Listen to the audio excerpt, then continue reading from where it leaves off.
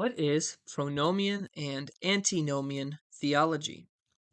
Pronomianism is a theological position held by Christians who profess and affirm the ongoing validity and applicability of the Torah, i.e., the law of Moses. They believe they should be keeping the Sabbath on the seventh day, that is Saturday, eating kosher as of Leviticus 11, and keeping the feasts in Leviticus 23, and supporting circumcision once in the faith in Yeshua.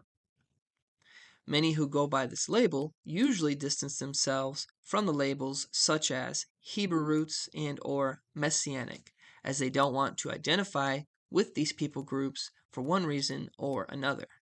But they still support the law while in Messiah, so they go by the label of pronomian Christian or a pro-law Christian.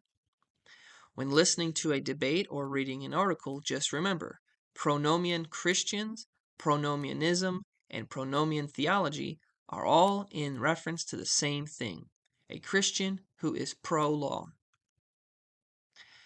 Antinomian theology means against law. These are Christians that will say they are released from the obligation of observing the law of Moses. Antinomians believe they are under grace, and the law was done away with at the cross, including having to keep the Sabbath and circumcision. Most Sunday Christian churches are considered antinomian. Just to name a few, this would include the Baptists, the Catholics, the Lutherans, Methodists, and most non-denominational Sunday churches. So let's review to wrap up this video and keep it short and sweet.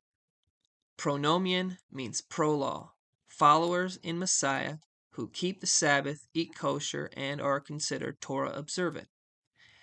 Antinomian, anti-law, followers of Messiah who believe they are covered by grace and no longer expected to keep the law of Moses. And just as a side note, both sides accept that salvation comes by grace through faith in Yeshua. Both sides believe they are under grace. The biggest dividing line is whether we should be keeping the Sabbath, the feasts, and eating kosher once we are in Yeshua.